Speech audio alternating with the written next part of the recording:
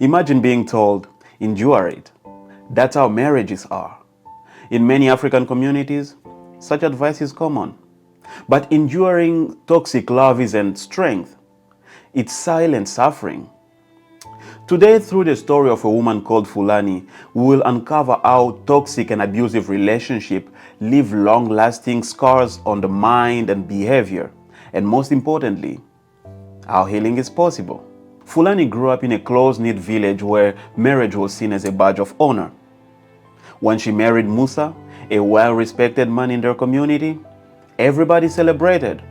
But behind closed doors, Musa was controlling, belittling her, isolating her from her friends, and at times physically violent. Fulani stayed because her mother told her a woman must endure to be honored. For years, she lost pieces of herself until the day she realized she could no longer recognize the woman in the mirror. Now let's talk about long-term effect of such experiences and see how it affected Fulani. First, hypervigilance. Fulani became alert to the slightest change in Musa's tone or footstep.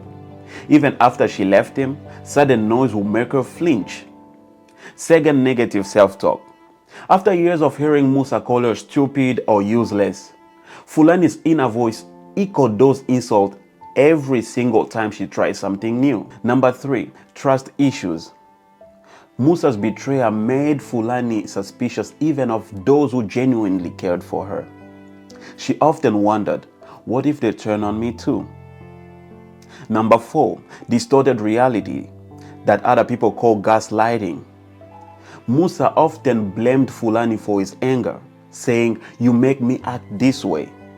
She doubted her own memories, her own feelings, and believing that she was always the problem.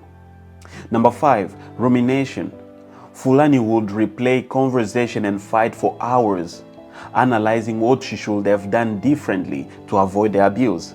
And this is how the effect showed in her behavior. In later relationships, Fulani either clung too tightly for fear of abandonment or pushed people away afraid to be hurt again.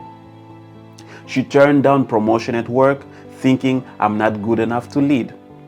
Even when Musa was gone, Fulani often stayed at home because she was afraid of being judged or misunderstood. Fulani struggled with anger issues. Bottled up rage from years of suppression sometimes exploded over minor frustrations. Fulani thought that her worth was in fixing others while neglecting her own wounds. Fulani's turning point came when a visiting counselor to her town said, "Abuse is not love, and survival is not living."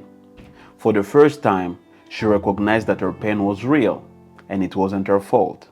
Takeaway: you must allow yourself to call abuse what it is, without minimizing it through cultural expectations. Fulani found a support group for women survivors at a nearby city center. Sitting among women who shared similar stories helped her shed her shame. She also started therapy with a counselor that understood the cultural background. Takeaway: find mental health professionals or safe community spaces that affirm your experience. Healing is not meant to happen alone. Through therapy, Fulani challenged the voice in her head that said, "You are nothing without Musa." She practiced daily affirmations. "I am worthy. I deserve love without pain. I am enough." Each word was a laid stone to rebuild her broken identity. Takeaway: your mind requires actively replacing negative beliefs with life-affirming truth. Fulani learned to say no to intrusive family members, to emotionally unavailable friends, to situations that drained her. She no longer believed that she owed everyone her time or loyalty at the cost of her peace. Takeaway: boundaries are not walls to keep love out. They are gates to let the right love in. Years later, Fulani remarried, but this time to a partner that valued her voice, her dreams, her peace. The love she once thought was impossible was waiting for her beyond her healing.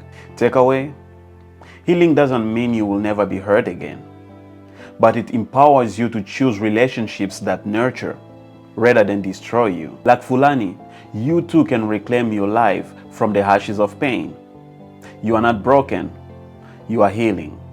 You are not weak, you are surviving. A therapeutic talk, we journey together toward mental freedom and emotional wellness. Subscribe and share this message. Let's build a future where love never comes with bruises, emotional or physical.